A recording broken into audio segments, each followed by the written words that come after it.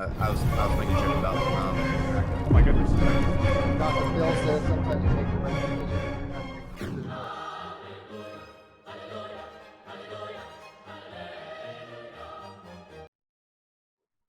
Well, I have to start this episode a little bit angry because the co-host of mine, before we went live on air, said something to me that he knows I don't like. I triggered him. He did. He triggered me. So, yeah, all of the angry things that I say on this episode, you can blame the old man over there. Fault, Steve. I like the term. I'm not going to tell you welcome. I'm not old. I'm well aged. But I will say, I will say welcome to our guest tonight. They have a very successful podcast. You can find the link to it in the description below. But let's say hello to Matt and Philip from What the If. Hello, Hey gentlemen. guys. Howdy. Hey, We're glad that you're joining us to get through some flat Earth stuff and try to see what would happen if the world was actually flat. So we'll get to that in just a second. First, as always, let's go through what we've got coming up for the week. Tomorrow is going to be the rescheduled debate between Red's Rhetoric, Godless Engineer, the Limitless Channel, and Awake Souls. They will be the guys from the Limitless Channel and Awake Souls have declared that they have a working model of the flat Earth. Whoa. Yes, if any of you guys remember, we had a debate last Friday between Reds and Jeranism. Jeranism said he had a flat Earth model that worked. He did not have one at all, actually. He just wanted to try to discredit the globe. So these guys got in contact with us, said that they had a working model that they wanted to debut, and we're going to give them that shot tomorrow. That's at 8 o'clock Eastern, so join us for that. Thursday at 2 p.m. Eastern, we have Cosmic Skeptic and Dr. Alex Malpass. Cosmic Skeptic had 2 videos recently about objective morality, and Alex Malpass will be here to kind of question that and see if we can't. Do you think we can come to an agreement, Steve?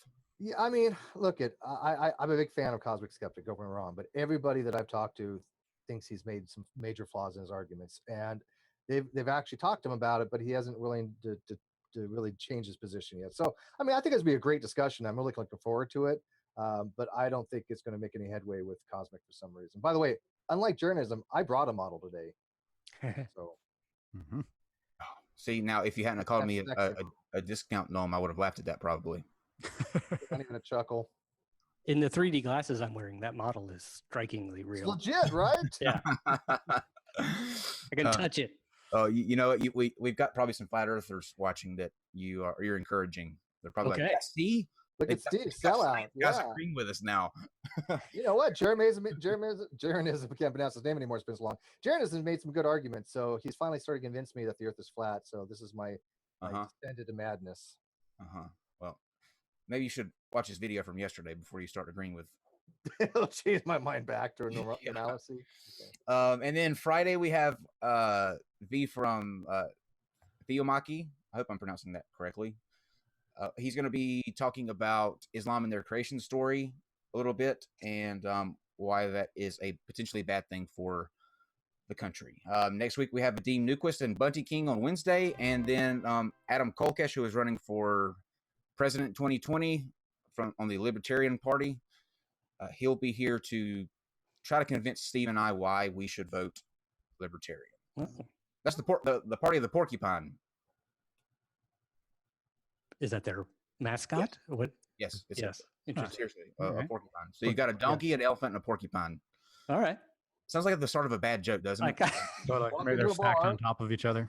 kind of Yeah. like the porcupine. It sounds kind of cool. It's supposed to signify like the don't touch me thing, like Don't tread on me. obviously, Yeah. if you try to tread on their rights, they will. Is stick that you 3 different nails. kinds? Yes. Well, if you ask Dr. Hovind, absolutely. Well, elephants can't mate with pine trees. Can they mate with porcupines? I don't know. Oh, Let's you find know, out. Sounds awkward. Yeah. Yeah, he doesn't mean to scare you guys. This is from a previous debate we had where we had to explain that pine trees can't produce elephants in an evolution debate. We've had Hovind was confused on that for some reason. we've had some crazy debates on here, as you can tell. Yeah, that's a good what the if. According to evolution, elephants should be able to mate with a pine tree. No catch. Yeah. It's doing this sometimes is painful. Sometimes, most of the time, it's a joy. Like we love the people who are watching and Yes. all that. But sometimes you just have situations where you're like, why do I willingly come and listen to this? So, but yeah, let's jump right in, and I'm gonna let Matt and Philip introduce themselves and let you guys know what they do and why they do it, and then we'll jump into what happened if the Earth was flat. So whichever one of you two guys wants to kind of take it and say a little bit. All right. I'm Matt. I was once upon a time, I worked in physics and astronomy, then got interested in history and philosophy, got seduced by the humanists. And now I teach history and philosophy of science at NYU. I'm particularly interested in how science actually gets done, as opposed to how we think it should get done or how we want it to get done. Because the stories are way better when you find out what's actually happening. That's cool. That is cool. See, I think Matt is cool, and that's how I found. That's how we created this show. He sounds really cool. He's really cool. He's really cool. Actually, I've known Matt for quite a while now, and I will say I sat in on his Carl Sagan class one summer. Right. That was amazing. Actually, that was really quite an experience. Going back and watching Cosmos again, watching the original Cosmos again, is quite a trip. I'd forgotten all the fashion statements. Turtlenecks. It's all about the turtlenecks. Which explained the old snapshots of me from the time. I burned all mine as well as everybody was living in the 70s. Burn them, get rid of them. Yeah. Unless you got hickeys, keep one. Oh. I'm Philip Shane, and I'm a documentary filmmaker. And if I have to define myself, I actually started out in science. I'm a woefully lapsed scientist when I was much younger. Like I grew up loving cosmos and science, and especially physics and astronomy, and also engineering a bit. When I was 16, I won a contest with a group I created in my high school. NASA held a contest for kids to submit ideas for an experiment that would fly on the space shuttle. And we won this thing. And so I then wound up in high school, you get to intern, somewhere in your junior year. So I ended up being an intern at the Goddard Space Center in Maryland, where I was growing up, and then went to University of Maryland, and I was studying engineering and physics. And so I was it was cool because I was on the outside and the inside of these different things. I could talk more. I was at NASA probably for about 4 years, I think. Again, as a lowly intern, but I saw a lot of really cool stuff. But I also enjoyed the arts and theater, and I found by going into film and eventually actually into documentaries that I could find this interesting place between science and the arts, because it's like a documentary. I'm learning things just like you would in science, but now humans are my subjects. And I found I had a lot more power and didn't have to deal with the math, which I confess I'm embarrassed. That is one of the things that stopped me. But I love the computers and stuff. Anyway, long story short, ended up making a lot of documentaries, and I've worked mostly as an editor originally. I worked on a lot of interesting projects. Both cinema verite style, as they call it, and more historical or interview-based. I got to work on, related to this show, I got to work on a show with Peter Jennings at ABC News called, a 2-hour documentary called UFOs, Seeing is Believing. And that was also a National Geographic thing. So that's, I learned a ton from that about the soft science, pseudoscience. Mm-hmm. And met a lot of people there too, which was quite interesting. Some years later, I ended up directing a documentary about Einstein, and Matt was one of the people I found who had done some research and could speak amazingly in that particular case, because Matt has studied both science and religion. What was the title of your book about Eddington? Practical Mystic. Practical Mystic. A wonderful book about Arthur Eddington. who was the astronomer who was the first to confirm Einstein's theory of general relativity by taking photographs of how stars appeared to change position in the sky because of the curvature of space-time around the sun. He was also a Quaker and conscientious objector to World War I. Anyway, amazing story. Found Matt. We became friends throughout that process. In fact, here's a funny story that I think you remember this, Matt, right? That the day we did interviews in Los Angeles and in New York. And yes. We flew, if people were not native to either of those cities, we would fly them to one of those places and we would interview there. And were you in Illinois at the time? Michigan. Okay. In the Midwest. And so we flew him to New York, put him in the New York batch. And we were all set up. We were doing interviews. I interviewed Michio Kaku and Neil Tyson. And I mean, it was just fantastic. And a lot of other authors. And so Matt came in for his interview day and sat down and said, you had literally just walked from getting hired at NYU. That's right. It was a good day. Yeah. So that was a profitable, and it was paid for by Left-Right, by History Channel. That's right. You're busy. Damn. I'm like super jealous right now. You literally just like you literally described and named yeah. I think it's, you know what though, I'm so glad that we came into contact with each other though, because I listened to several of your episodes and I think you're a perfect match for this show in terms of basically by what you just said. You just summed up, because the things that you guys cover, the space aspect, religion, and the fact that you did interning at NASA, you have just triggered so many flat earthers that are watching. Because that means that you are a certified shill. You are one of the CGI Illuminati. Dream come true. Is a dream come true. We got one more dislike when you said I do have the hair, the aliens. So every time Phillip says NASA, we get one dislike. I don't know if there's a correlation there, but coincidence. Correlation? Who knows? You've made it. Neil deGrasse Tyson, being called a shill. You've made it. This is a pinnacle day for you. Fantastic. Well, I must say, when I worked on, I was an editor, not a producer, but some of my friends who were producers on that UFO show, probably to this day, still get nasty, emails or comments on Reddit, things like that. For basically, we investigated, UFOs, and we had explanations, which was not a good thing. So. Oh, you didn't get to meet any aliens? Oh, I did. I would have sworn they were aliens. They were human. We know what you mean by that. We have a video that it's actually the first video that we did for YouTube, like the first actual.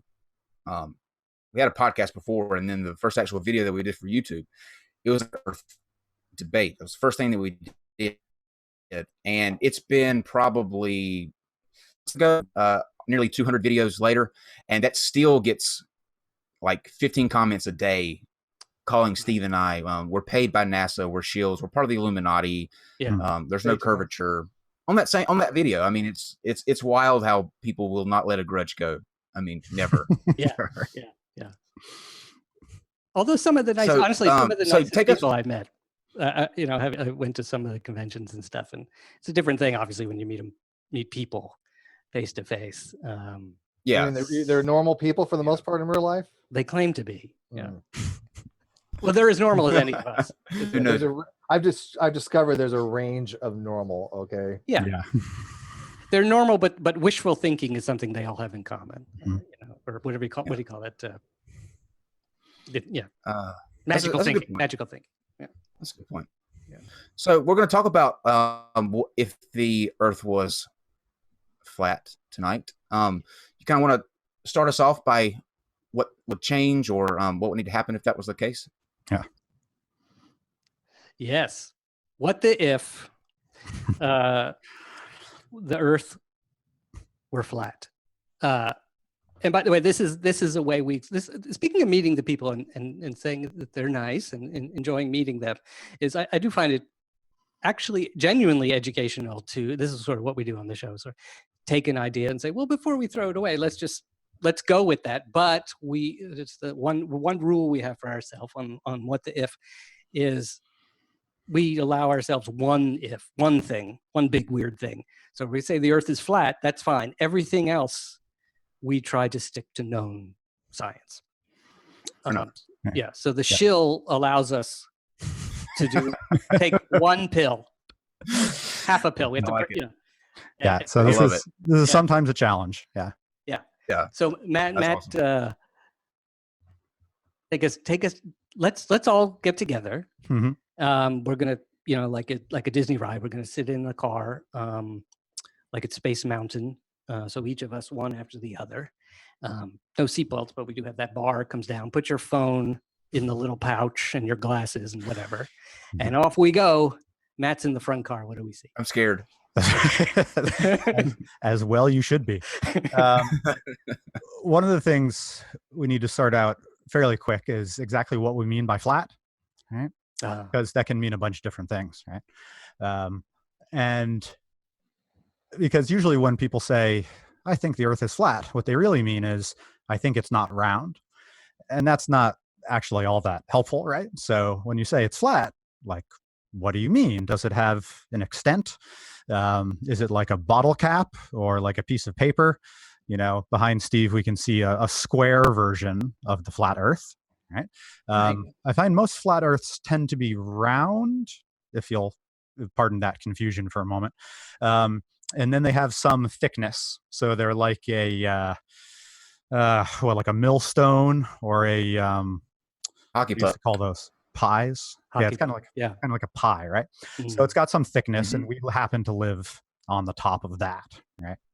And I think the big distinction we need to draw is between that kind of thing and an infinite plane, where the Earth just goes on and on and on forever, right? Which is a pretty cool. That would be pretty cool, right? Yeah. So before we go to the other ideas, that one, when we talked about this on our show, it's fun to stop at this one image for a second. Imagine the Earth is flat and goes on infinitely in all directions. Then the sun definitely, again, we can't change. We have to keep everything else as real as possible. And flat earthers would agree that the sun does whatever the explanation is. It comes up and it goes overhead and then goes down every day. The sun goes overhead. So the sun would have to be coming up through a hole in that infinite plane, and then down through another hole. Right? Yeah. Okay, so let's kind of envision this. So there's either it's an infinite plane, or it's a finite plane. Okay, I have a finite plane here. Right. Obviously, yeah. So if the sun went below the horizon, at some point on an infinite plane, it would have to, because there's some kind of hole for it to go. It would have to go right through the surface of the Earth. And if it's a finite, then it can somehow go. It can go around it. Right. Yeah. Or can it possibly ever stay on top and just go around the Tropic of Cancer or Capricorn? Well, so it's an interesting thought, right? So is there any way you could reproduce the motion of the sun that we see with an infinite flat plane?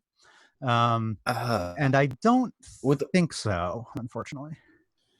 Right. And would that mean that the hole itself actually has to move as well? Because the sun, based on how the sun changes position, it moves across the sky. So the hole would have to move with it. That's right. Yeah, or it would have two holes, one where it comes up and one comes when it comes, It'd be a groove, actually, like a long, like a like a cutout. Right. Maybe that's what it is. Oh, that could be like an art cutout or something. Yeah. Yeah. And the cool thing is that you could go visit this. It'd be amazing. Right? Yeah. It wouldn't be that far from hole to hole. Come to the sun hole. Yes. So you pack the family in the station wagon. Yeah. And you drive to the sun hole, and you get to watch the sunset. Literally, right? It literally sinks through the surface of the Earth and goes, I guess, to the other side for a little while. Yeah. That would be pretty cool. And that's why it's only like 3 miles across at that point. Yeah. It would have to be. The sun. And then also, by the way, this is how scientists in that world probably would be the first and easiest way to figure out how thick is the planet, because they could look through go to the hole and look down. Yeah. That is true. Okay. Yeah, I mean, you have to have some kind of thickness, obviously, right? I mean, the model that I have here has obviously a little bit of thickness to it. As we drill down, there's a component on the X, so we know there's a certain point. Now, on a what if situation, if there was an infinite plane, though, what's like on the other side? I mean, what is there still more universe? Is it- Right. Well, that's an interesting question. And it's not, I think you've probably got a few possible choices there. So there could be a whole other mirror Earth surface, like there's Australia on the other side. And they all live perfectly normally in the same way we do. They just happen to see the sun out of phase with us. Well, we know that's not true because Australia, they get paid by Britain to just pretend that they exist. That is a true news story. That is not a that is the thing that it was in the Guardian, I believe. Wow. That Britain sent a cargo load full of prisoners to the island of Australia that capsized and drowned them all. So to cover up the fact that they lost all of those men, they then started paying people to tell everybody they come from Australia, to fake the accent and all that. So that's how flat earthers get around. Well, what about Australia being on the other side of the planet? And that is a scarily true story. That's Red Eye, we figured it out, man. We know that accent ain't real, brother. And really, things like the platypus are just too absurd to actually exist. So it would explain a lot. That is almost too absurd to exist. Though. That's a true story. So the infinite Earth has this weird feature where it's got to have these grooves that the sun can move through, and I should say presumably also the moon and the stars need to have that as well because they rise and set every day. Ooh, yeah. So each star needs a groove? Well, that's a good question. I would say yes. I would want a separate groove for each one. If it's an infinite plane, then and that'd be fun. Kind of wish this really did exist. That sounds cool as hell. I wish this was my true. mind doesn't wrap around this amount of complexity, but I'm working on it. So it would be weird, but I don't know, plausible. What's the right word? So we get now. If we come back a little bit now, having explored that thing, it is fun to say basically. If what we're doing is we find this middle ground between what the flat earthers, what conspiracy theorists or flat earthers are saying and real science. So in other words, we kind of have to reverse engineer what's going on to allow the Earth to appear to allow the Earth to be flat, but to appear round, to appear as it is. Right. So then that takes us to more of a finite disk, right? Yeah, that's right. It's hard to make the infinite plane work, but the finite disk has a lot more possibilities. So the sun and the stars and the moon can just go around the disk, right? So that replicates what we see in the sky. Just convenient. So we're like a spinning coin. Yeah. Now, one of the strangest things we discovered once in running this simulation was the gravity. Matt, the gravity you described is something I'd never thought about. Now, actually, you guys could probably tell me whether this has come up in other. Because if the only thing we're changing is the shape of the Earth, then we'll assume Newtonian gravity still holds. So mass attracts mass, right? So right now, all of us are sitting on a spherical Earth. And what we perceive as gravity pulling us down is just that's where the center of mass for the whole Earth is, right? Every particle of matter on the Earth is pulling on you, and that averages out to what we perceive as down.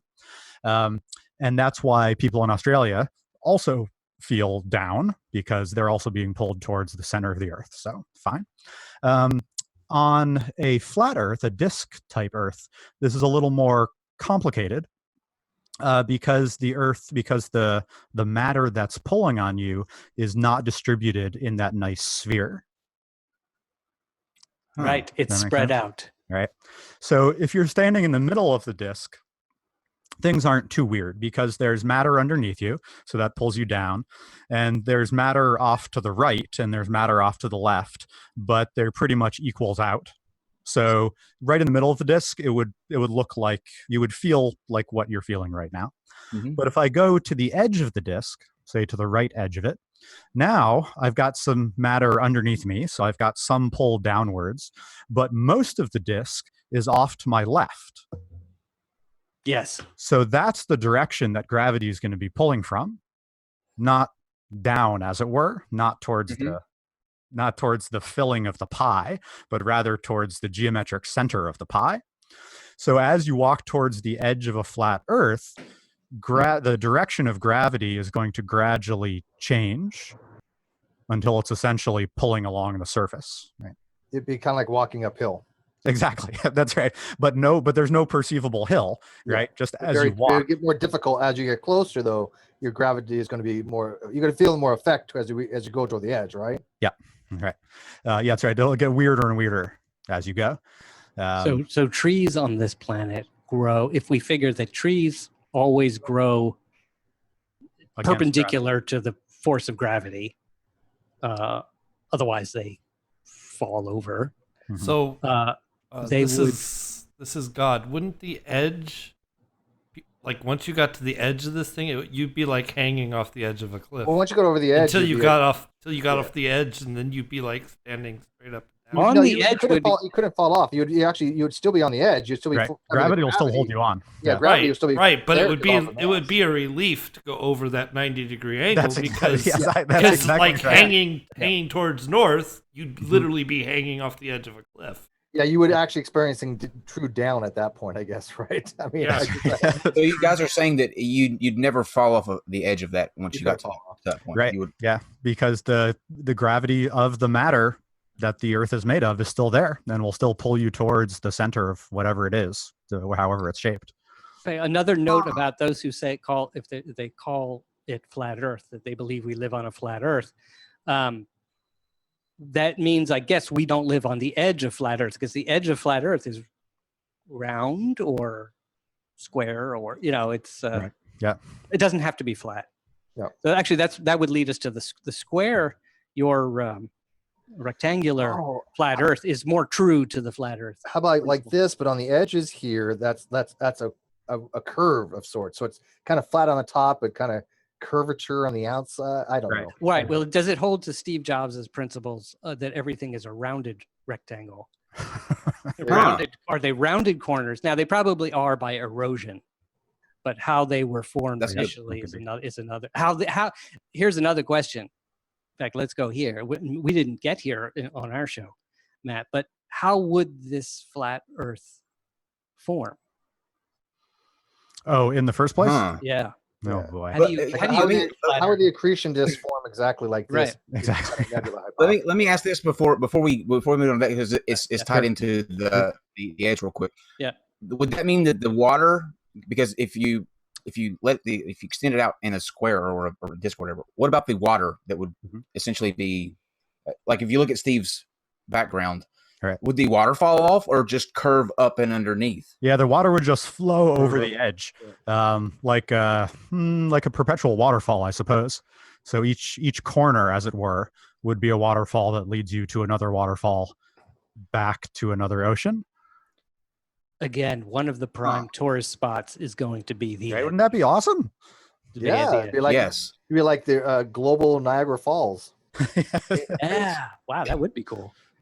It's funny that because you have different groups of flat earthers that believe different things about the flat Earth, and you have the ones that believe that the Earth has a wall of ice around it, just the big Antarctic wall, and then outside of that Antarctic wall, there are a group of people that believe that it doesn't end. Some of them believe that it just ends outside of that Antarctic wall. Some of them believe that there is more to the planet that we have not explored outside of the Antarctic ice wall. So the White Walkers are out there. Right. I think the same thing. Maybe they'll come in with their ice dragon, and it'd be cool. And swoop in. It'd be cool. Okay, so you're talking about how the flat plane come into existence, and I think that's an interesting question. Yeah. Couldn't have God just used a cookie cutter mold and kind of poured it all in? And yep, that's right. So the Jello? difficulty here is that even if you come up with a good scheme for making that shape, say God's cookie cutter, which sounds great, delicious, that shape is not very stable under its own gravity. Right? This is kind of hard to explain qualitatively, just with words. But if you take a disc shape gravity is going to pull on the far edges differently than it'll pull on the near edges. And over time, that gloms it into a spherical kind of shape. Right. So that's why most planets and moons and such are round, is that anything big enough to have a substantial gravity will eventually collapse itself. That's like the lowest energy state. Now, if you're small enough, you can avoid that fate. So like there's asteroids that are potato shaped, and they'll probably never collapse to a sphere because they just don't have enough mass. So if we're willing to make our flat Earth much, much smaller than our round Earth, then we might be able to hang on to it for a while. Oh, I've never even thought of that. That's a very good point. How much smaller Actually, would you have to make it? I mean, yeah. I mean, considerably. I think considerably smaller, maybe 1/10,000th the mass or something. Yeah. It's this irritates me a little bit, Steve. That when you hear stuff like this, like how could you still continue to believe that the planet is anything other than a sphere? It would have to be like 1/10,000th of the size that it is now for that to even possibly work. Well, and the key thing that Matt said is that it's at its lowest of energy state. It's in a state that it wants to be for an equilibrium type in system. So to get this shape like it is now because of just gravitational forces, that cannot happen. And just as we understand gravity, because it's not the most energy efficient shape. You have to put energy in the system to make it this shape. It's not the lowest possible energy state. So flat earthers have to come up with a reason for that. Yeah. Well, I could say let's. Oh, sorry. You have an idea, Matt? Like I say, there's a couple solutions you can do. Yeah. One is to be a young Earth creationist. So if the Earth is only a few thousand years old, then that's not enough time for collapse. So that's a good solution. That's good. Another one is to put some spin on the Earth. Right? So you spin it really like a top. spin it. Yeah. And then the centrifugal forces can balance out the gravitation. That's going to make it more like a disc, though. How's that going to make it a cube? Oh, that won't help with a cube. Yeah, this is only for a disc. Or this is more like this, which is a section of a cube. It's still, I think the rectangular flat earthers. Yeah, that's not going to happen with it. Most people think it's a disc, though. I would say most flat earthers think it is a round disc. Oh, okay. All right.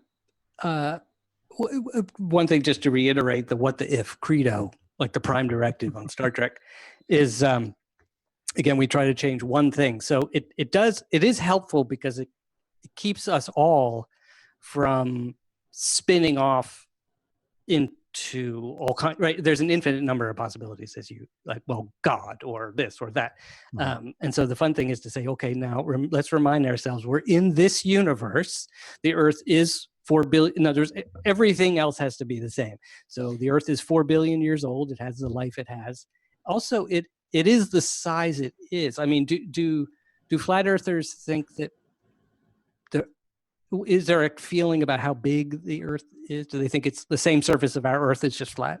They don't address that. Yeah, or not that I've heard. So they don't. Your model is literally Ceteris paribus, all things being equal. But exactly. Got it. Yeah, they don't. They don't mention that. Anything that actually would go to like substantially defeat their argument, they won't address. Like, and it was funny because I think actually before you came into the call, Philip, we were telling Matt that we had one guy on here that, and I'm glad you opened with this, Matt, on the what the if here with about the flat Earth, because he literally says that gravity doesn't exist, that it's the theory of down, like that things are heavier than air, so naturally they down. And when Matt said the down part of gravity being the same as it is now, that was perfect. It was perfectly tied in. As a fan of System of a Down, nice. I agree.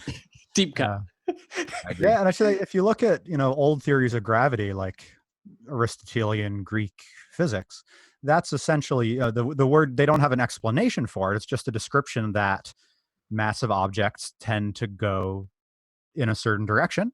But even the Aristotelians knew the Earth wasn't flat, and part of their argument for that was precisely this: was if I'm in Alexandria and I drop a rock, it goes in a particular direction, and then you're in Athens and you drop a rock and it goes in a particular direction, those two rocks will eventually meet at the center of the Earth.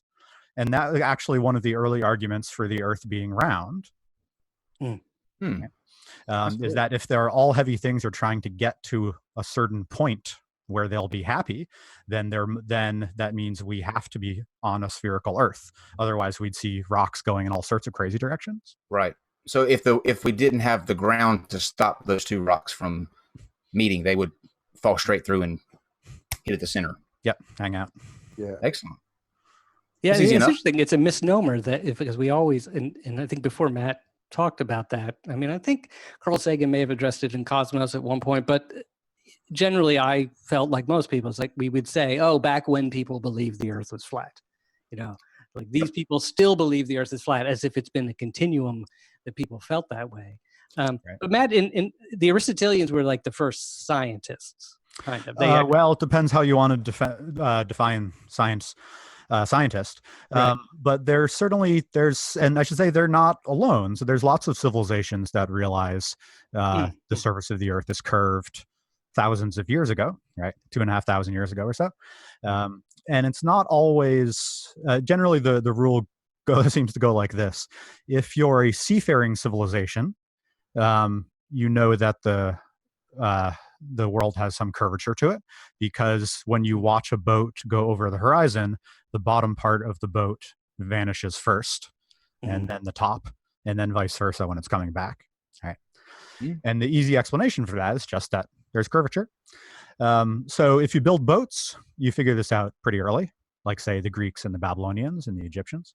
If you live on a landlocked area, you probably don't figure this out.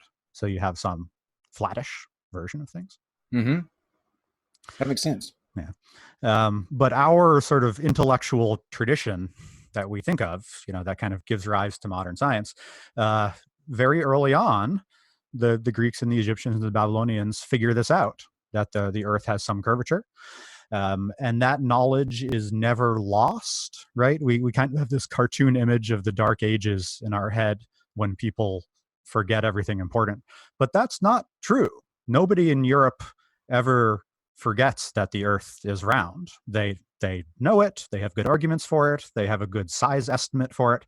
And that's true right up until the modern era. There is no golden era of flat earthers until now. Well, you couldn't have. I mean, with all the civilizations being seafaring, and I was Navy, they couldn't even plot a course and get where they were going if they had assumed some kind of flat Earth situation. Right. That would be bad. That's really. Are there any? If you were a flat earther in the Navy, that's a great question. You'd be in trouble. You know what?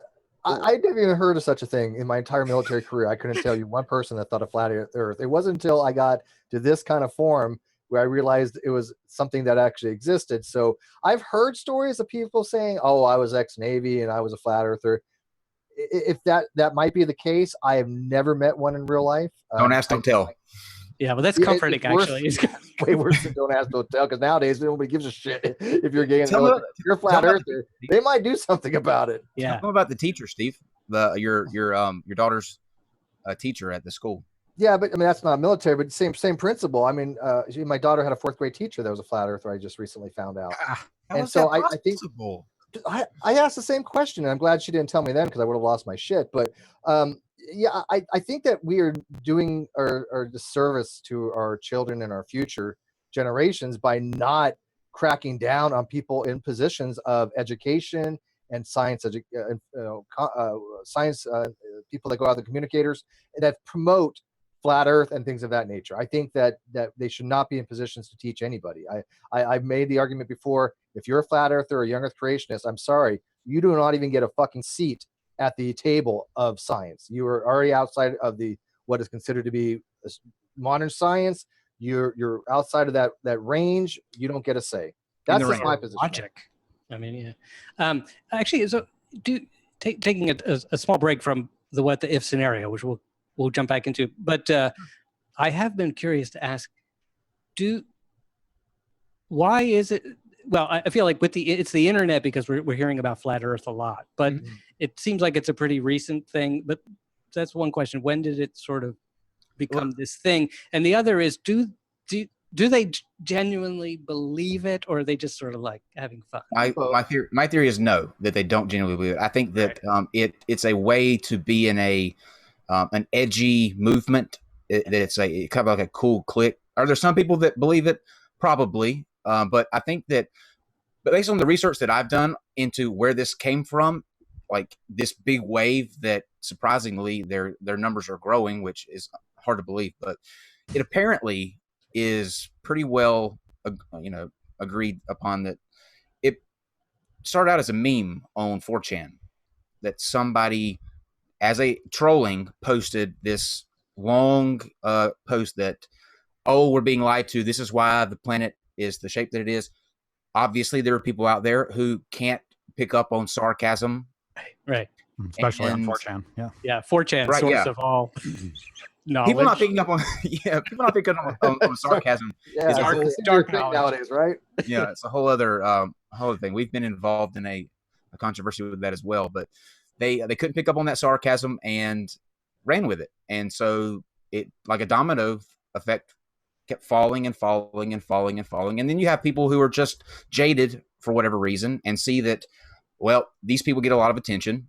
They have the spotlight on them. I want to be in that edgy in crowd too. And it's easy to sit around and say, NASA lies and make CGI pictures and all that other kind of stuff. But when it comes down to actually backing up their claim with scientific evidence, we've seen it on this show, I don't know how many times, over and over and over and over again. Inevitably, they fail. And there's a reason for that. Well, I must say that is quite a difference between, let's say, the general feeling of the flat earther person. It sounds like it's sort of entertainment, or in fact, they're running a thought experiment in some ways, which is, I'll give them credit for that. So it could be a teachable moment, as we say. But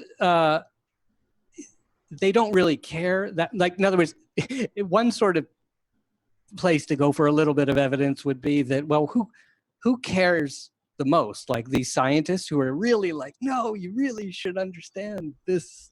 It's round, and here's why. And why we know it's round is like amazing. Like there's so many human achievements involved in coming to. I mean, the fact that we could take a picture from the moon, right, of the Earth is an astounding achievement. So, and that we knew it was round before then anyway. But the difference between flat earthers and, let's say, the UFO believer community, let alone alien abduction, they experienced something. Now, a lot of flat earthers I've heard say things like, well, I don't see it, and so there's that fallacy, the eyewitness belief. But people with UFOs and stuff, they've really experienced a whole lot more emotion about it. Like they're really fervent about it. Yeah. Well, I believe a lot of experiencers have actually experienced something. Now, I don't think we've ever been visited by aliens.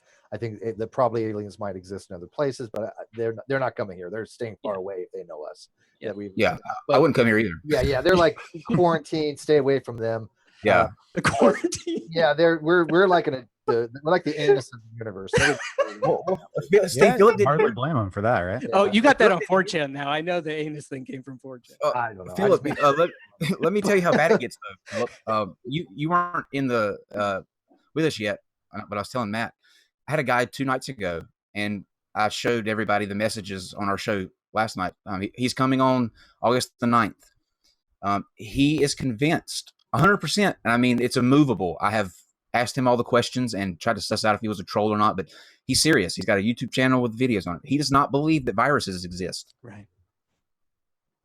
Yeah.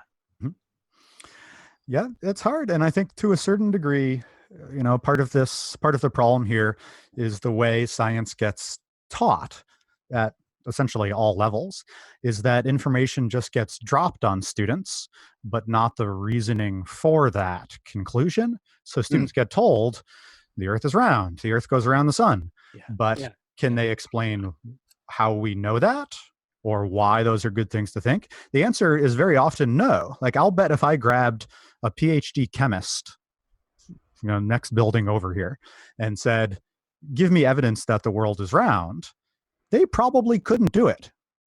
Good point. Okay? That's a very good point. And this bothers me on a deep level. Like with Steve, I have children, and I hear them come home and say things and make conclusions. And like, you're really not. Who's telling you that? There's got to be better ways to think about these sorts of things. And that's worrisome. Yeah. Well, we just talked to Aaron Ra just yesterday about this very thing, and we all agreed on this wholeheartedly. And I've been saying this for a very long time: critical thinking skills, learning about contemporary rhetoric, how to analyze it, learning basic logic, should be taught at a grade school level. Yeah. There are ways of understanding these concepts where you don't have to get too deep into it. But I'm like you, and I agree that memorizing things by rote memorization is fine for certain things. Okay, we all have to go through that. There's only so much information you can be imparted as you're growing up and you're in the educational system. But rote memorization fails you when asking questions as to why, and why do you have justification for these things, and for saying that you believe this or you know this. And I think that's a shortcoming we have in our educational system. And I think that that's something that needs to be addressed, of saying, okay, we really want you to learn some of these reasons. I understand sometimes they're complex reasons, and you have to take it with a grain of salt. And they'll tell you, like when I was in Nuxel, they told you sometimes, you're not going to understand this now. This is the way we're explaining to you. You'll figure it out next year. Okay, that's fine. I can get that. But at some point in time, you do address it. But I agree with you wholeheartedly. I guarantee it, and I'm planning to do something like this one of these days, a man on the street kind of thing. But I asked maybe 10 random people that same question. Can you give me a justification why you think the earth is round, using evidence of something? I don't think probably any of them would be able to do so. I'd be very surprised. Good point. The one step that always bothers me that's missing is they don't genuinely have a desire to learn something. Absolutely. Right. And they would rather, like, part of their insisting on this is like, I don't want to learn anything. So I'm going to keep you away with just rejecting you. So like you might in a class, you're like, that it also goes hand in hand with the I don't care, I don't really care kind of thing. It's like, it doesn't, I once, somewhat related to this, I got to work on a short documentary about Jim Simons, the head of the Simons Foundation, and Jim Simons in his youth was a mathematician and came up with a theorem that he made his name on this theorem in mathematics. It was important, and went on to actually become. Someone said to him, he was earning a little bit of money because he was a mathematician, and a friend said, you should probably invest your money. What am I? It's in the bank. And he said, no, in the stock market. And he was like, well, I know nothing about the stock market. What am I? And they said, no, you're smart. Take a look. So he looked at it for a little bit, and like a genius might, he said, oh, I get it. And he created, I think it's called Renaissance Technologies, one of the first of the hedge funds or whatever, the investment firms that used high mathematics, right? The quants, they call it. Right. So he kind of started that movement, and is now, I believe, the 7th richest man in the world. And when he retired, I think throughout his career, he did a lot of philanthropy, but he's been retired for a while now. And one of the things he created was a program called Math for America. And he said he started it because he had kids in his daughter or something in first grade in a very well-to-do school in New York. And he went there to meet the teachers. So he met the English teacher, and she was lovely, and she talked about, this is how we teach them to read, and these are all the things, the activities we do, and so forth, and great. And she, was really into her job. He went down the hall and he met the math teacher, first grade math teacher, who giggled and said, he basically said, I don't really know a lot about math. And he was sort of horrified, as you can imagine. And he said, well, what happens, when you try to do it? What if a kid has a question about how to do something, and you said, well, that's why we have Mrs. Wilson down the hall.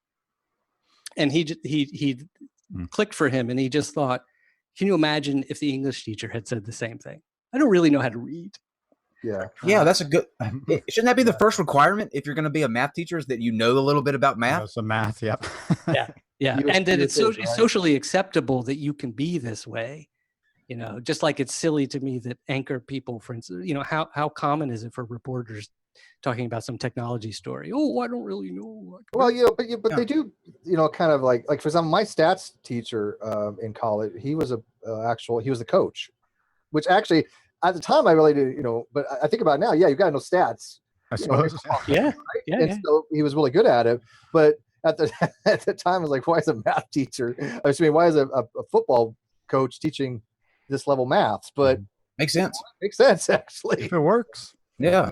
Yeah. Does he know a little bit about statistics? That would be the key thing. Yeah, but he pissed me off because on the first test, one question was you can do A or B. You didn't have to do both, and I did both, and I aced the entire exam. But the last page I didn't finish because I ran out of time, and because it wasn't really clarified that you had to do both, and so I only got a B on that exam, and I was pissed, and I was like, screw this course.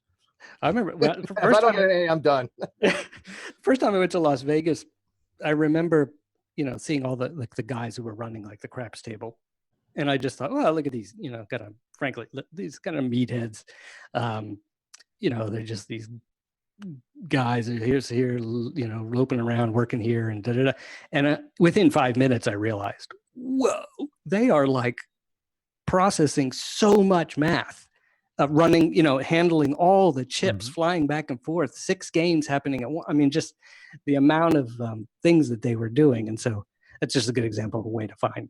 That's all over the world too. That I've seen a bunch of things about what goes on, at casinos, and how those guys have to be aware of so many different variables that are, trying to hit them all at one time. That I would just, my attention span is not that great anyway, so I would not be able to even focus on one game, I don't think. But I think it's impressive for them. Like the payouts for each, there's all these different squares on the table, if that's all you know, and you win a different amount.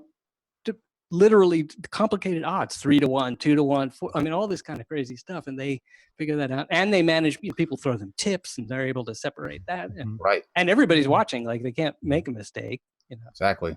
Yeah, and I think this actually, believe it or not, it does tie back to the flat Earth, and sometimes creationist problem too, which is there's different ways to know a subject, like mathematics or science. And sometimes it's entirely possible to have an extraordinary grasp of the application of a subject without understanding any of the fundamentals, right? So like the guys running the blackjack table, they're amazing at their job. But if I ask them what they thought about the Gödel incompleteness theorem, which is also math, they probably would not have a lot to say about that. And that's okay. And similarly, you don't want a professional mathematician running your craps table. Right? Absolutely. So this ties to something I noticed some years ago, which is that, creationists make their own scientific societies, right? Where they sit around and talk about scientific creationism. And they were largely populated with doctors and engineers. Huh. And this often seemed strange because you'd think those are people who took a bunch of science classes, right? Right. So it's not entirely clear to me what's going on. I don't know if it's a little bit of knowledge is a dangerous thing, or the fact that they have this highly practical applied knowledge, but they don't understand the fundamentals. But because they're good at the applied knowledge, they feel like they must understand the fundamentals. Surely they understand the basics. There are some people that think differently. I mean, there's some people that grasp abstract concepts a lot more than concrete things. And so, I have no problem with the person who has a PhD that understands things very concretely, but maybe not abstractly. I don't think a single person is really good at everything except for a few geniuses that have obviously been throughout history. Like me. That's right. With obviously Kyle. I mean, his theorems are just, I write one every day. But yeah, so I mean, maybe that's another thing that should be part of the educational system, not just maths, but abstract reasoning and things of that nature. Matter of fact, math they should start earlier. I didn't even get exposed to algebra to 8th grade, and I think that hobbled me. I really wish that they would bring in that earlier. And I just had heard from my daughter's stepdad that they're no longer going to be teaching geometry in certain levels anymore. They're going to be replacing it with algebra, and I think that's a good change. Wow. So, but then again, it then lowers the abstract reasoning because geometry is a lot more abstract. So it's a trade-off. The geometry, because you could draw things. It actually was one of the things that drew me I in. can't draw. Well, you had a ruler, so it's even better. Dude, I can't even use a ruler. I am the most lamest draw. I can't draw a stick figure. My dad did architectural work Oh, wow. and was a brilliant drawer. Yeah. I mean, didn't inherit a single gene of that. Well, Do you believe- Professor Stick laughs at me how bad I draw stick figures. do you believe triangles exist? Triangles don't exist.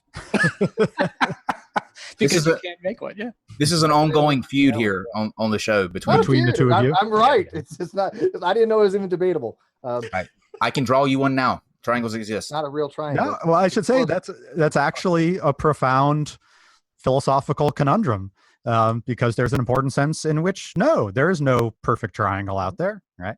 And this is kind of what got Descartes going on his proof of God, but we can put that to the side for the moment. But this, that shows the importance of, at the very least, defining your terms, right? What do you mean by triangle? Three-sided object. Yeah, so that's no problem, right? I mean, I can make a three-sided object right now if I want. Yeah, there has But to then be the a mathematician will look at it and say, well, that's not really a triangle. Well, And you're not taking into account that we don't live in perfect Euclidean space. Yeah, I think it's not Euclidean. So I think what you're doing is encouraging a man who's having a midlife crisis. I'm borderline into what's called mereological nihilism, where objects don't even exist. So I think, that's my That's thing cool. here. yeah, we have quite a few ongoing tips between Steve and I on things where we colors is another one. Colors don't exist. Colors Good don't ones. exist. Okay. I'm a color Not that colors are different for every person, which is right. They just don't exist. They're a Um, phenomenon. They only exist in the mind, so they don't have any existential properties. So Oh boy, color see what I have to realists deal with, guys. would- See what I have to deal with on a daily basis. and he's the one that smokes pot, but I'm the deeper thinker. I don't know. Maybe I got to Ah. smoke pot. I don't know. medicinal. Yeah. There's medicinal pot. Medicinal This pot. could be I can do educational whatever pot. I want. Yeah. It's all medicinal. It's all medicinal. When you deal with some of the subject matter and the individuals that we have on here, Yeah. I feel like medicinal is the appropriate word for me because yeah. I can see that actually. So let's You know jump what? back. How you should try that. Go if you're in a state What? that you're in North Carolina, one of the last holdouts, right? You're going to be the Yeah. very last state to ever legalize marijuana. Go to a doctor and see if you get it prescribed, and have them watch one of our dumpster. That's what. fires. Yeah, that's what I'll do. I'll just be like, here, watch this, and you'll understand.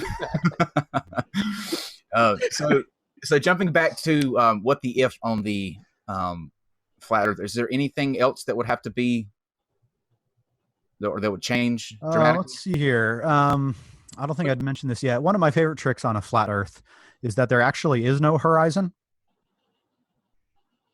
Huh. Right. Explain. So when we say there's the horizon, I can't see anything past it. The reason that horizon exists is because of the curvature of the Earth, right? There's some part of the Earth that's on the other side of the curve that my eye can't make a straight line to. Right? But if the Earth is flat, there's no curvature getting in the way between me and anything I want to look at. So if I have a sufficiently powerful telescope, and assuming there aren't like mountains in the way or something, I should be able to see anything on the Earth. Yeah. Interesting. Well, yeah, but there are different types of horizons, right? I mean, you still Mm-hmm. there's the one relative to the Earth, but you still have a horizon with respect to the universe, right? Oh yes, So that's there's right. That's right. There's cosmological horizons. too. The astronomical horizon. So Yeah. that's still going from your vision out. But you're right. There'd be no your true horizon would be either like an infinite plane. It wouldn't exist. Yeah. Because you just be Right, parallel. it'd be the entire great. time, So right? if you want to watch the World Cup, just get a sufficiently powerful telescope. Yeah. And point it at Moscow, Oh, that'd be cool. and you could watch. Right, no problem. When you said that trees would closer to the edge start growing back toward the center of gravity is so backward. Right. If you were able to see like to the Yeah. edge, I guess would you be able to see the trees actually start to kind of as Yeah, they they would grow curve tilted, wouldn't they? and up They and were down? tilted. Yep, precisely. Yeah. So you'd be able to tell how close to the edge you were by how tilted the trees were. So only at Right. the true center would you have a pole that's orthogonal. Yeah. Okay. That's fascinating. Would that be That's a cool? That one tree, that's the tree of life then. Oh, Right. Yeah. look what we've done here. This is Flat Earth confirmed. matter of confirmed. Found the tree of life. How about that for an outcome you didn't expect? That's right. Now, I think one logical continuation of the idea, though, is that if in the universe flat Earth is a thing. Okay, so we're saying that instead of spherical, or in addition to spherical things forming, flat disks can form for whatever reason. Therefore, we should see flat disks all over we should see flat planets. Right. All over the place. I was sent flat sun theory the other day. Oh, nice. Ooh, Brian that's sent it. good. Yeah, No, you so were go not. to my Facebook page. Yeah, sun theory. Yeah. Why not?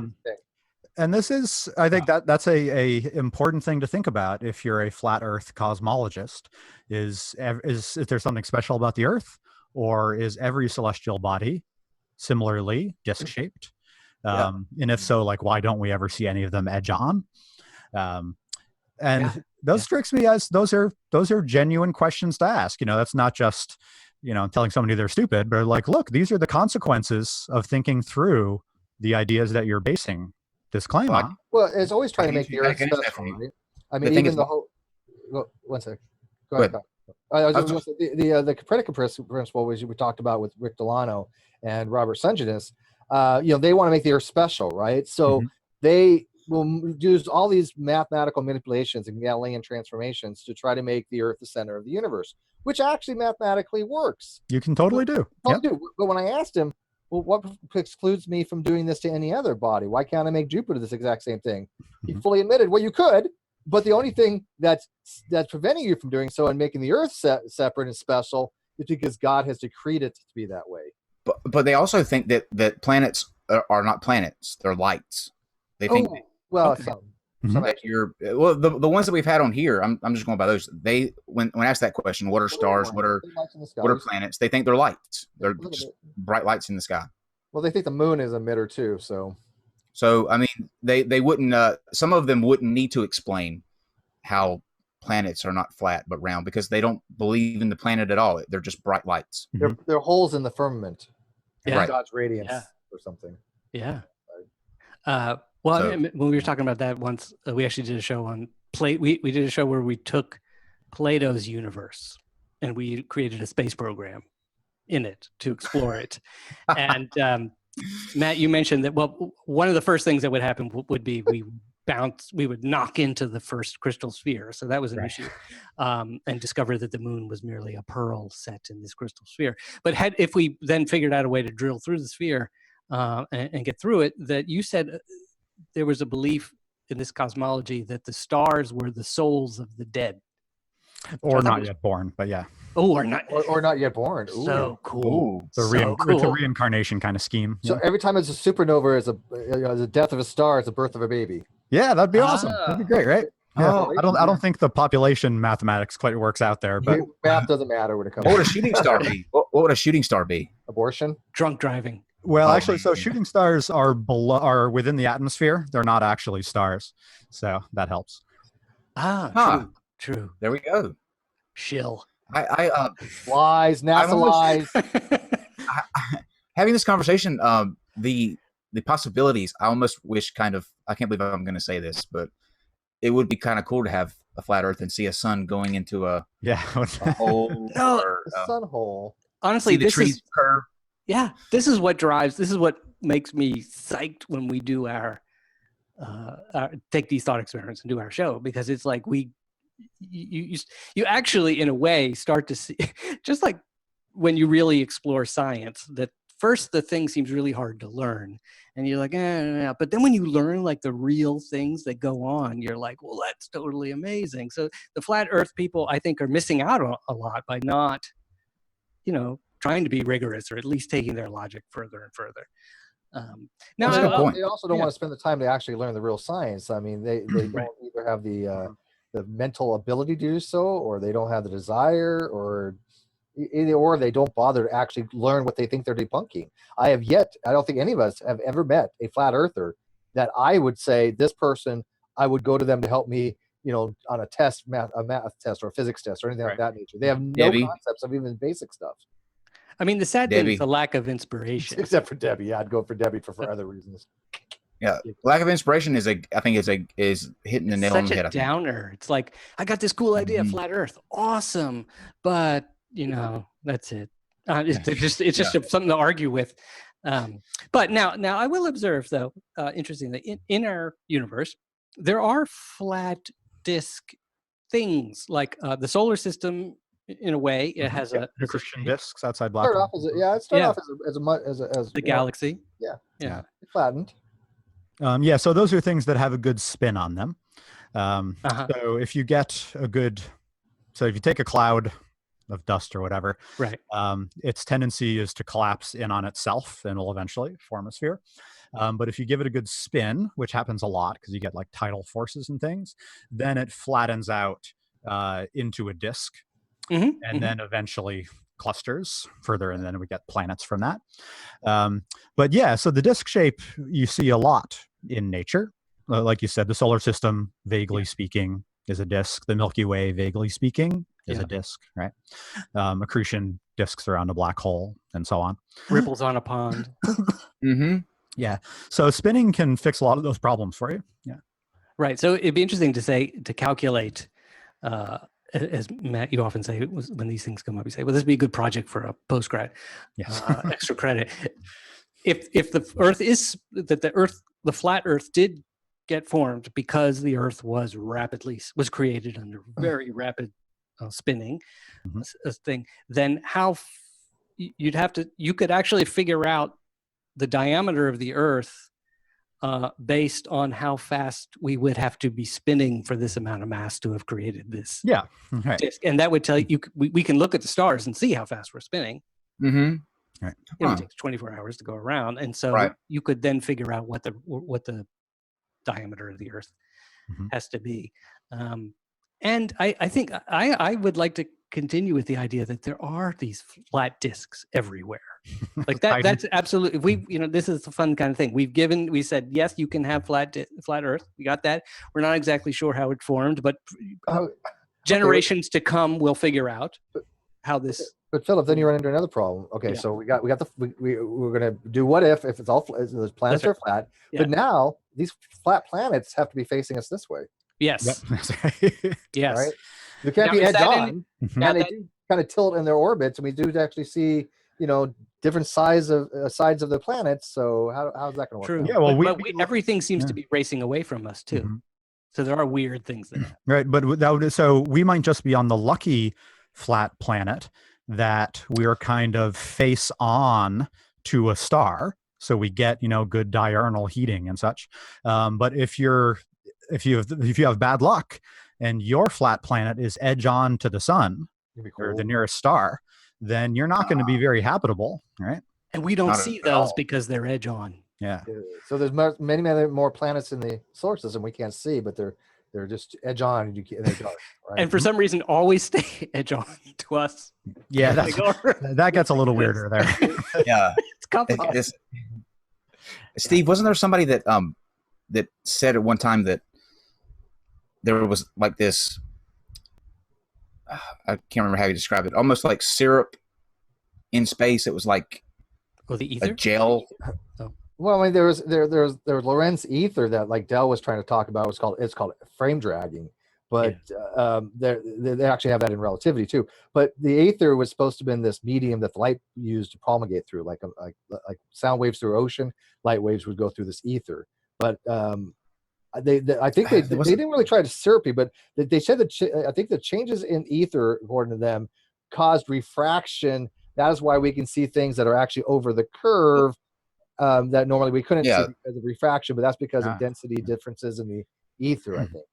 I don't know. This was different. A professional flat earther here to sort that out. I need to like look back and try to find that, because the way that he described it was that it was almost like syrup or honey out in space, that above the firmament, as he described it, because he was, how they were saying the firmament keeps out the waters that are above. Well, it wasn't really waters; it was more like a syrup or a gel. Water type, was in gel form. Substance. Cool. I can't remember the guy's. A universe full of maple syrup. I'm down for that. Yeah, something like that. No, you're not Canadian. Well, what about that? Let me ask you guys that. How would that work? Because there are some flat earthers that think that there is a firmament, a dome, a glass. Actually, we had Steve, who was the guy that said that the glass ceiling that Yeah, Hillary spoke about. Mad Mike Hughes, aka Yes. Rocket Man. Yeah, Mad Mike Hughes said that Hillary Clinton made a slip up when at the convention said, "We're about to break through the glass ceiling." She revealed. Oh wow! Revealed the firmament. The Illuminati had to shut her down after So that. she had to lose. They took her off stage Right. and whisked her away. Oh, that's Right. fantastic. In fact, the Yeah. Hillary that came back may not That's even be the same awesome. Hillary. Right. Or think it's yeah, but that was it. And serious as a heart attack thinks that that's proof that there's a dome. But some of them actually do think that there is a dome that is above the planet. Yeah, that I you should can't say break. there's a clear scriptural reference for that Mhm. with the floods in the Hebrew Bible, that it's described as the heavens cracking open and the water coming through. Mhm. So that makes sense. COVID has the canopy theory, but For the good idea. they have this weird belief, and I still have not isolated it yet. But they seem to think that in order to have a pressure gradient of like the atmosphere, you have to have a container.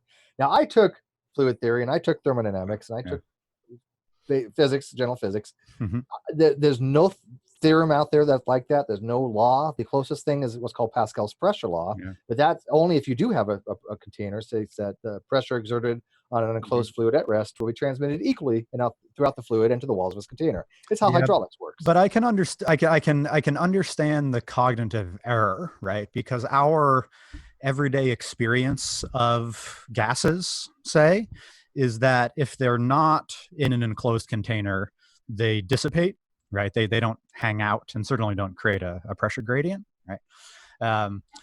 Whereas that everyday experience of working with gases doesn't translate very well to entire Planets, shells of gas under the effect of gravity. big massive planets with gravity. Yeah.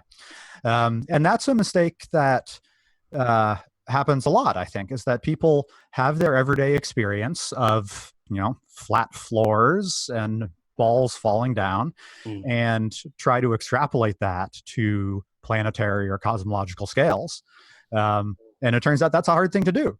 Mm-hmm. Okay? It takes a lot of careful thought to extrapolate the flat floor in your basement to the Earth as a whole. And it's also it's interesting because I still maintain a sense of I still find it disturbing, although now in a fun way and different from when I was a kid. But I believed that the Earth was round when I was taught that, and then at some point realized, or I'm sure I saw a diagram that showed that people in Australia are facing the other way. I mean, right? That they're hanging on for dear life. Yes. Yeah, and in fact, I've always felt that if the Earth were clear, for instance, it would change. Like, it'd be amazing to actually be able to see this what it truly means to be living on a sphere. Mm-hmm. That would be cool, actually. Yeah, That would be fascinating. Because I used to like you when I was little. I had a thought that I always try, and I remember asking several teachers this question, but I couldn't figure out how it works. Where if you dig a hole straight down and you just keep digging straight through, at what point are you tunneling up? Like yeah. just dig straight down. At what point are you no longer digging down, but you're digging up out of the I would say at the ground. halfway point, but it is an interesting thing. If you actually had a hole, obviously, theoretically, because it couldn't happen. But if you had a hole that went from the entire planet, from like the North Pole to South Pole, and you jumped in, it would take 42 minutes and 12 seconds to get from the one pole to the other, and you come out whatever velocity you jumped in at, whatever initial velocity you jumped in, that's what you would come out at. You'd be like go up, and then you would act, and that's which is weird because if you actually did a chord, like if you took the Earth and you had a chord, so you have the North Pole and you want to come out the equator, right, which would be like a 45-degree journey, right? And you jumped in that hole, it would still take you 42 minutes and 12 seconds. That's cool. Because of the angle of distance, the way the angle shape and the way the gravity affects you, it still takes you the same amount of time. And isn't it that you were, if you didn't do anything, if you just jumped in, that you would go almost all the way to the other edge and then fall? You basically ping pong back and forth. Well, yeah, but if you forever. actually jumped in, you would actually come out the other hole. You'd still exit it. Right, and then you would keep going to a certain point, and then you would fall back down again. Right. Yeah. How would you exit it though? Would you, like, if you jumped in feet first, would you come out of the hole feet first, like up? Yeah, you would. You would, and hopefully you have a friend there to grab you. Yeah. Yeah. Now, That's- actually, Now, besides the weird. fact that you'd be crushed by the time before you long got to the center of the Earth, right? Because of the temperatures and pressures, and you would come out. Well, we're saying that recognizable as a human, but we whatever. built a shield around Elon Musk has built a It capsule. designed something to a submarine. Now, but another interesting thing about that is, this is a mini what the if, that you'd be in free fall, the Earth would still be turning. So if that's right, you'd get Coriolis forces. Yeah. That could get messy This fast. is true. Yeah, you'd be Oh, thrown so- out more. You'd be thrown outward. Yeah. It's not a good depending idea on to what angle that hole was drilled. Huh. That's Trippy. fascinating. Yeah, so that's right. So it wouldn't, if you wanted to survive, you probably don't want a straight shot, but there's some curve that would account for the Coriolis forces just right. So it'd actually be sort of an S shape going through the Earth. Yeah, That'd be you'd a want to good- be in It's so something. weird how all of that works out, isn't it? Yeah, you'd be flushing the toilet in your capsule, and then all of a sudden it would go the other way. I mean, again, 4chan, That's 4chan, awesome. 4chan. You guys figure that out. They have they Yeah. have a scam on the and I just last year, matter of fact, I got in a big argument with a friend of mine because she went down to the equator, and they have this scam where they go on one side of the equator, Oh yeah. right? They have it spinning one way, and they go like 20 feet to the other side, and it spins the other way. And she's like, "Oh, it's a demonstration of the Coriolis effect." I'm trying to explain to her that's a scam. It That's- doesn't work that way. It's all plumbing, the way they spin it, but your Mhm. plumbing determines which way it goes because the Coriolis effect only affects larger scales, like Yeah. hurricane level stuff. Whole But hurricanes and things. Her understanding of it was such that she witnessed it with her own eyes, even though I could explain to her why it wasn't the case. Mhm. The dissonance was there, that her belief was all that mattered. I Your shield. thought it had to exist, even though the physics doesn't allow for it. Doesn't matter. And I was like, for the longest time, I was losing my mind because I was like, I went to school with this person. I'm like, you were very smart in high school. What the hell happened to you? Actually, that reminds me. On the picture behind you, the flat Earth you've got there has some nice hurricane type spirals, Yeah, I like those. That's one of the reasons that attracted me to this.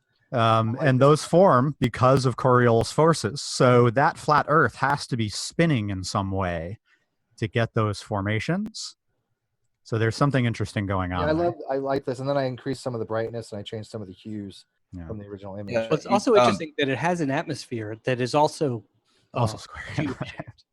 Yeah, if you actually it does. I don't know if there's an atmosphere, but right here, Jello. is it Yeah. Jello or firmament? Both. Can it be Jello? Yeah. Can it be Jello? There's a guy that has a video. Forget the channel off the top of my head, but I wanted to run this by you guys and tell me what do you think about this. Now, the reason that he gives that the Earth is not spinning is because he said that if, let's say, you wanted to go to the Caribbean, all right, you could essentially get in a helicopter, go about 10 feet off the ground, and just wait for the Caribbean to rotate to your position. Yeah. Yep, that's an argument that goes back again to the Greeks. You can find texts 2,500 years old that argue You that jumped the up. Earth Why don't you was not- land? A mile down the way. Although if you jump up high enough, that does happen, right? Well, yeah, once you get outside of the atmosphere, but the atmosphere is being dragged along with the Earth, and flat earthers don't understand the concept of drag. One of many concepts they don't seem to get. Yeah, you need once you get a modern sense of inertia in the Newtonian sense, then the helicopter Caribbean experiment doesn't work anymore. Well, we found out that Newtonian physics doesn't work according to, was it Wonton? Relativity was Wonton. disproved Newtonian physics. He doesn't quite understand that it incorporates Newtonian physics. It explains Newtonian physics. It just adds more to it. But according to Wonton, our resident expert on these topics, Newtonian physics is just good to know. All right, there we go. I think the guy gets an A for creativity, because I thought watching that this was such a creative explanation for why the Earth spins. Because I mean, if you think about it just in a simple sense, it would be kind of cool to get That up in a argument helicopter goes back a wait long for ways. the beach though. to come to you. Yeah, I mean, well, that's been around for a very long time. That argument, if Yeah. we're spinning, if I jumped up, I don't land somewhere else, or if I just right. like you said in a helicopter. But Helicopter. Creativity, definitely. What is the weather on a flat Earth? Well, got hurricanes right here. that's an interesting question. So the dominant Got surf force that cloud. drives the weather on our planet is the fact that the equator generally is warmer than the poles, Mm-hmm. right? So the hot air pushes out from the equator towards the poles, and then because the Earth spins, the Coriolis forces takes that outward push and gives it a twist. So like if you look at a map of the dominant winds all around the Earth, you can see that spiral pattern very closely, right? So let's see. So on a flat Earth, let's assume that the sun goes around it or through it in the way we were talking before. Right. So you've got a hot side and a cold side. Yes. So you'd get winds going from the hot side to the cold side, the day side to the night side. Around the edges and through the sun hole. There may be other holes, by the way, too. Why is there just a sun hole? There's got to be a moon hole. And yeah, that's right. So we talked. So that would mess with things too. A lot of holes. So that's gonna. So yeah. it's, So it's a I would Swiss say cheese model, the Swiss cheese flat Earth model. Yeah. Yes, right.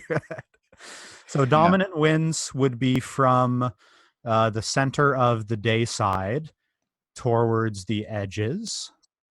And then if it was spinning, then maybe you'd get those same Coriolis forces and you could get some cool hurricanes forming in the center and moving out.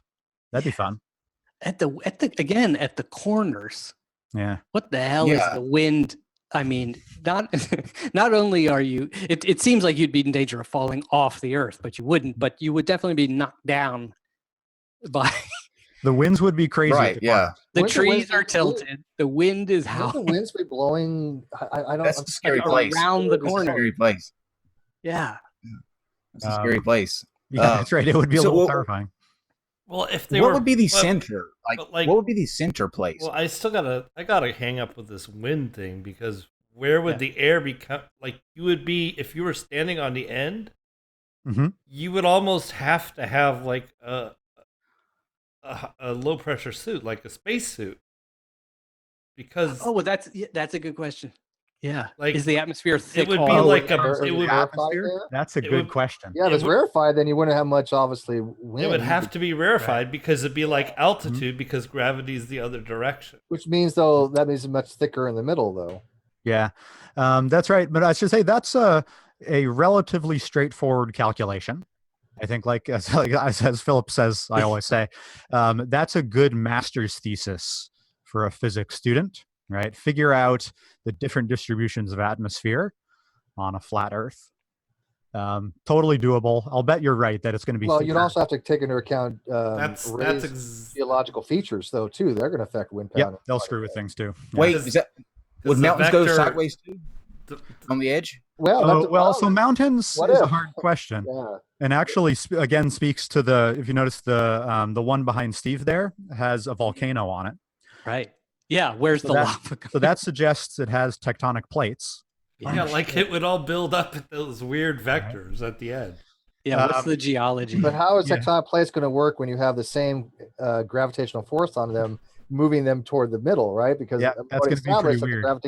Gravity is going to be angled such that the further out you go, the more gravitational force you have pointing toward the center, which in this case would be like right in the middle here.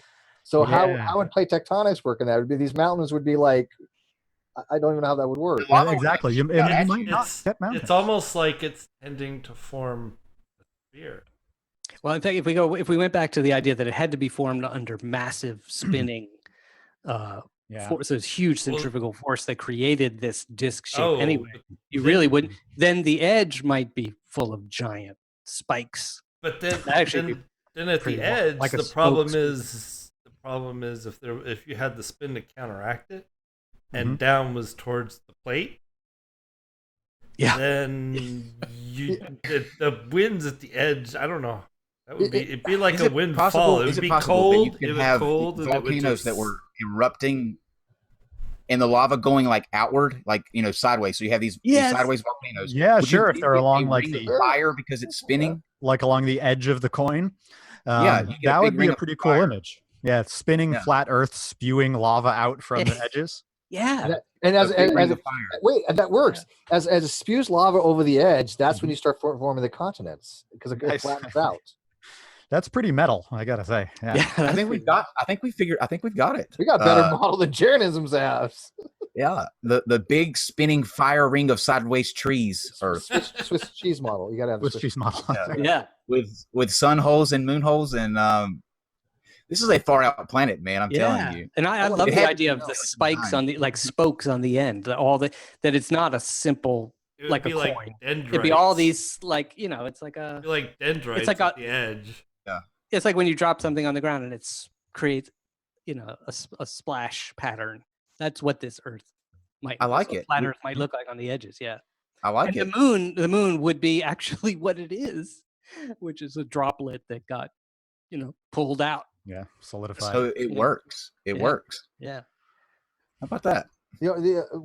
However, if we had this model, wouldn't the stars just be going around like this? Yeah.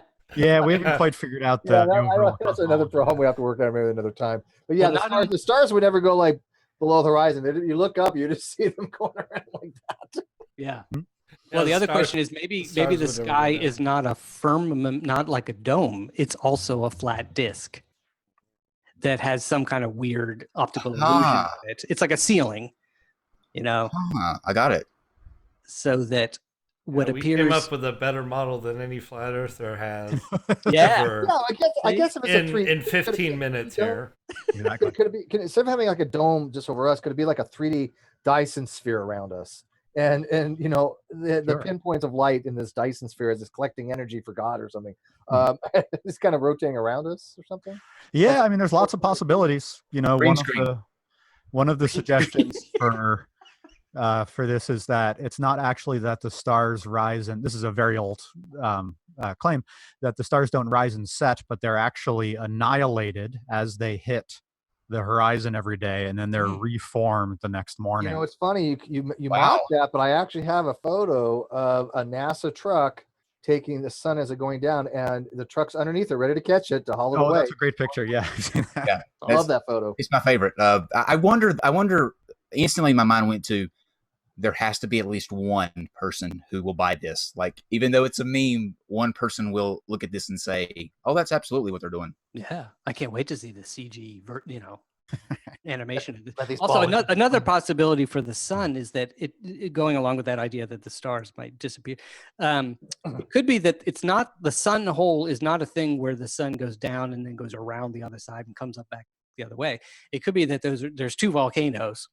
And every morning, this huge glob of gas. It's like Old Faithful in Yellowstone. Spits it out.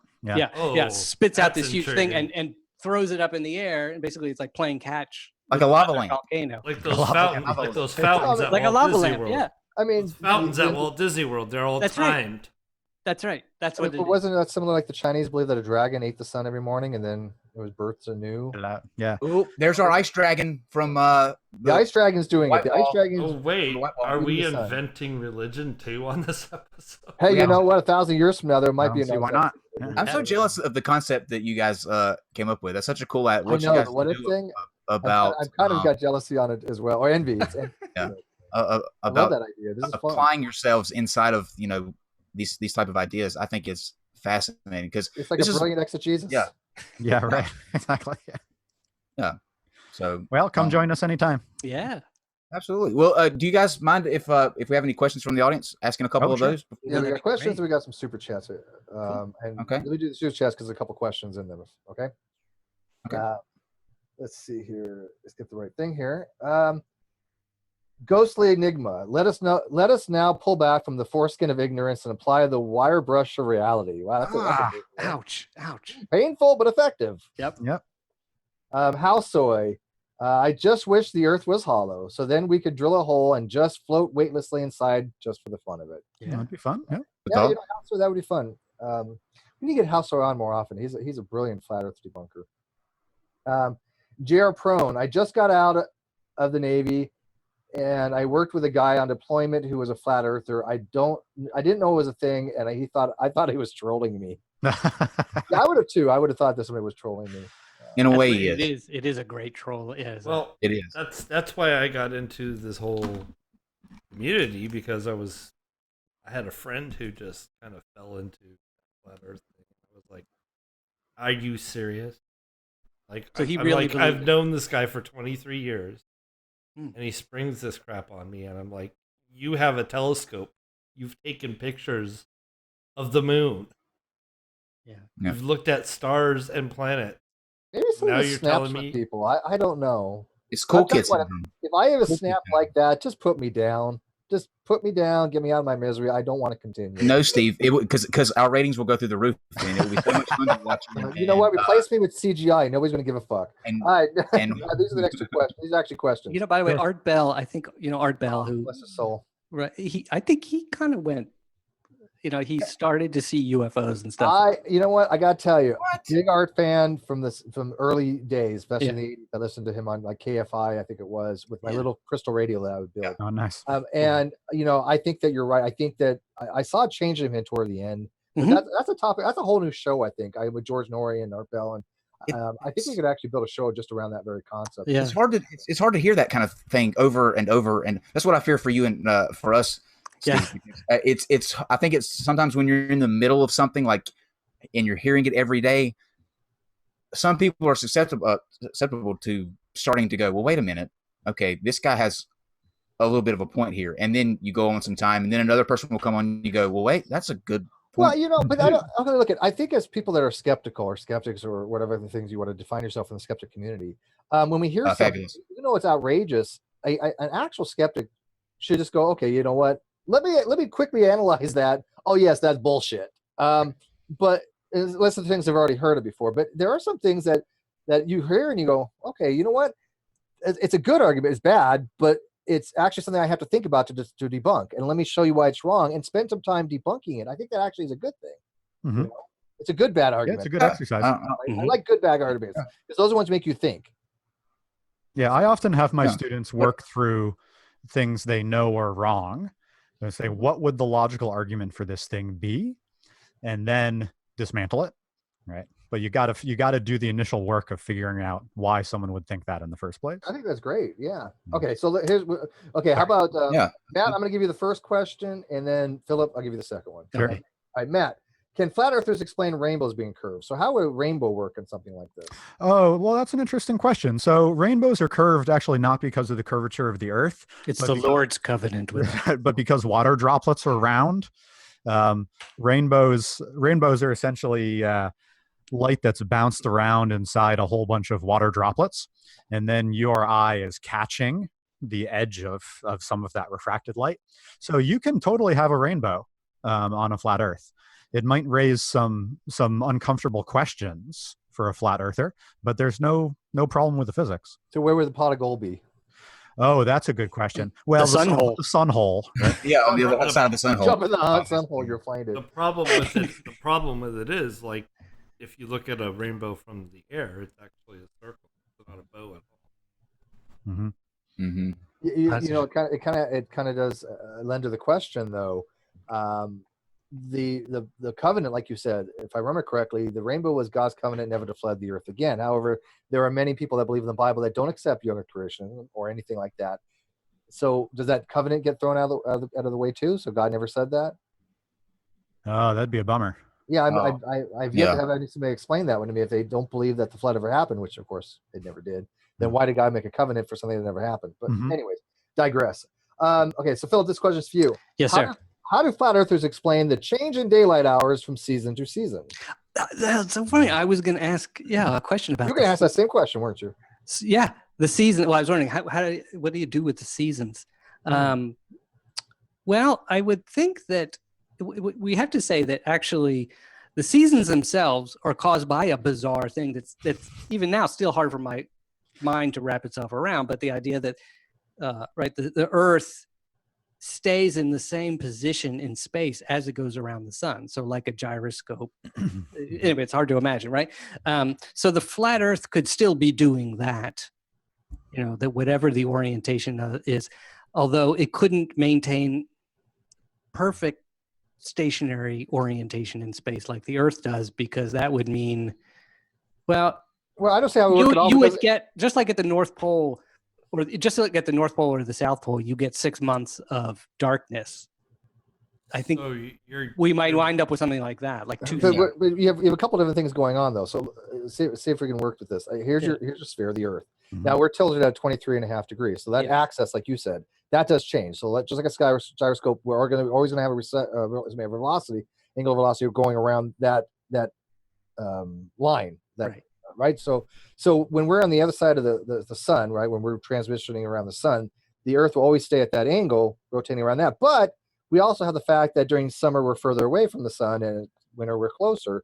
So now we have this weird thing that you have to explain on a flat Earth, by which we're closer to the sun, we're further away from the sun, we're hotter during the summer, even though we're further away from the sun, but our directionality is facing more onward, face on to the sun. Yeah. I don't see how it's going to work with flat Earth. I got to say that from a sci-fi world building point of view, whatever the sun would do on that planet would be really cool. Yep. And, like spring and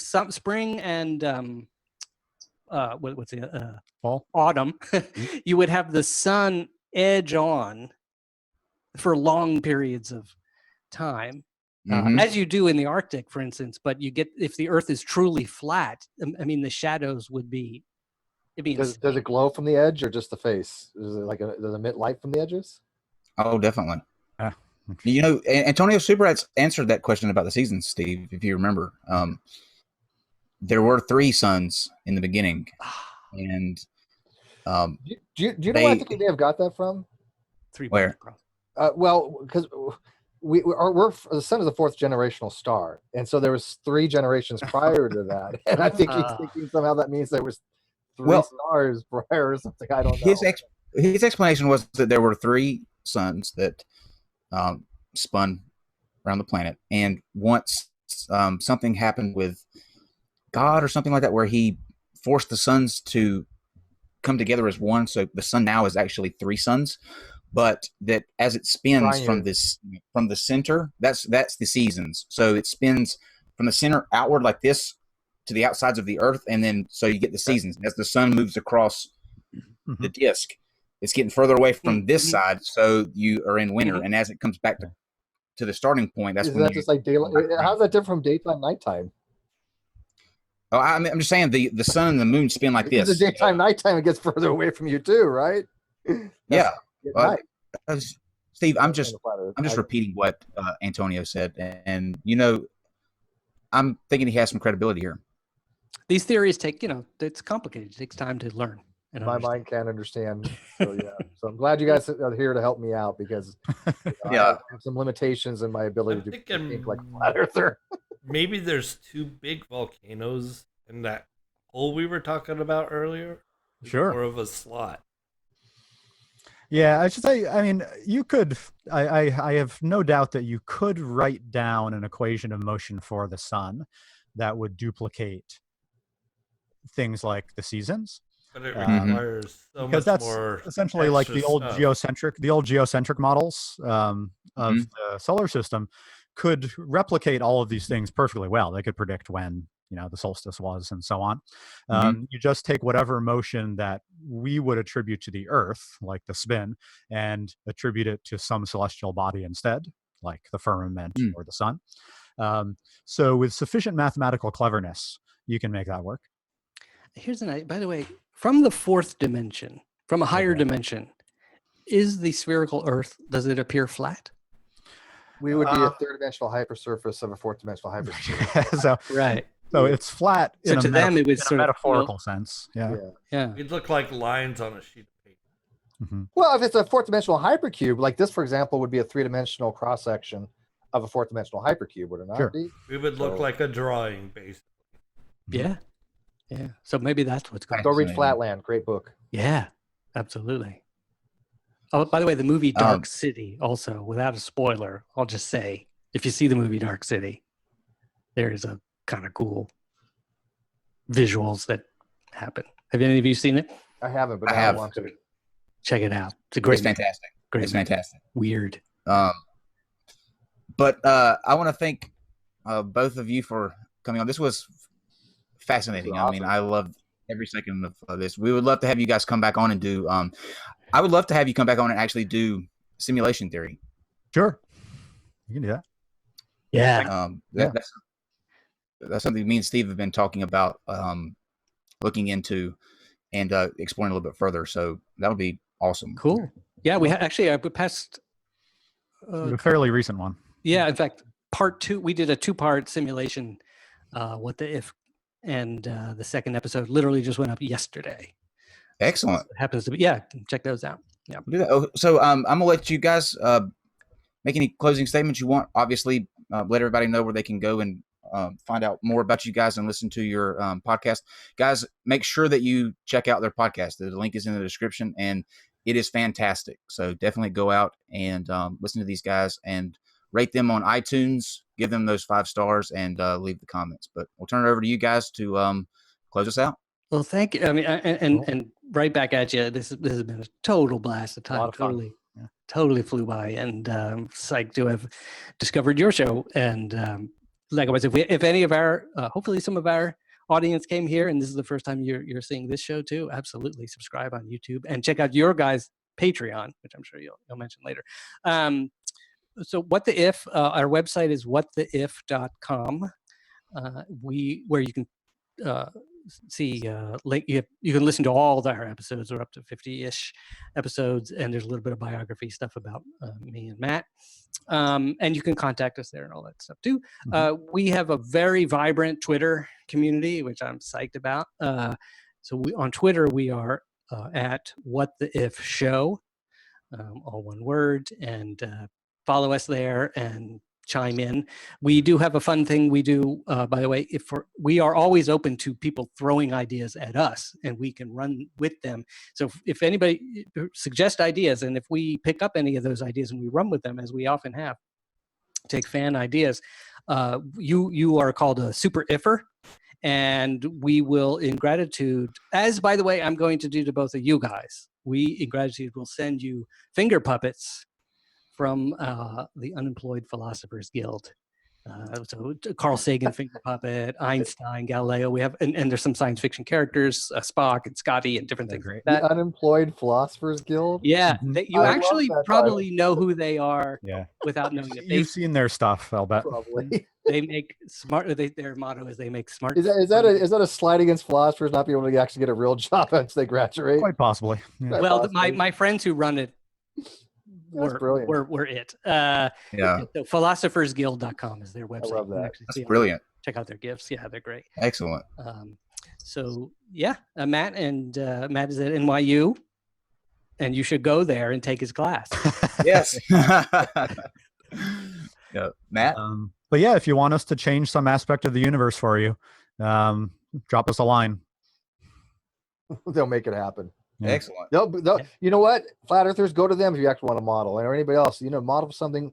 They'll make it for you. Well, Ed, I would be interested to know what you guys think about tomorrow, the show that we're having tomorrow, because we are going to have 2 people come on to present a model of a flat Earth, one that they've been working on and claim can still stand. So okay, cool. It's going to be Legos or I hope so. That'd be awesome. So brownies, gingerbread house. No, it's going to be a must-see thing because I have my instincts telling me it's going to be the worst of the worst possible bullshit. So if you guys are listening, Limitless Channel, Awake Souls, we want pictures. Yeah, and a bonus points if you take what you've heard from us tonight and sketch it out, so we can see the big volcano, ring of fire, sideways trees, model. Swiss cheese. I'd actually be okay with that. Yeah, that'd be awesome. I'm expecting Nathan Oakley or Sleeping Warrior or even Jeranism to run with something we said. Come on, we gave you guys some really good ideas. I would love to see images of the brave people. There's going to be a sport at the Sun Hole. People who try to be the last out of the sun hole before the sun hole comes diving. in. Come on, it's a thing. That's excellent. Exactly. Jump it Get like out before the sun comes up. Get out, you're going to die. Yeah, that's right. Drink Race sports. the sun. Yeah. That's Fox will probably pick that up to come after Survivor. Yeah, that'd be cool. That's a good thing. So this went by fast. I'm not even kidding. it did. It went by really quick. I'm gonna change the thumbnail for tonight too. I'm gonna actually draw out this Earth that we Awesome. came up with and see what it looks like. By the way, your illustrations are Yeah, those are really great. I gotta Thank say, you. from a film or a visual person point of view, that your graphics are like fantastic. Thank you. Yeah. I always tell people this when they bring them up, that each graphic has an Easter egg in it. When Steve and I first started doing this, I took an image of something that was very important to me, and I cut it into 270 pieces. And that was the trajectory that I hope we get. I hope we get to that 270 mark. But each graphic has a piece of that in it. So Cool. the running thing is, if you are able to piece together whatever that image is, then you will be a permanent co-host on the show. If anybody can figure that out, we will bring you on permanently. So it's like the Infinity Stones. What do they call it? Yeah, kind of like that. But I appreciate that. Thank you. Yeah. And I appreciate you both once again for coming on here. This has been fantastic. We would love to have you guys back to talk about simulation theory soon. Yeah. And guys, go check them out. You will not be disappointed. I promise you. Yeah. And with that, we will say good night and see you back here tomorrow at 9 p.m. Eastern. It's not 8 o'clock. It's being pushed back an hour, and we will have Red's Rhetoric, Godless Engineer, Awake Souls, and the Limitless Channel to see about their model of the flat Earth. All right. Thanks for having us, guys. Absolutely. Good night. This was awesome. Non-sequitur. Your facts are uncoordinated.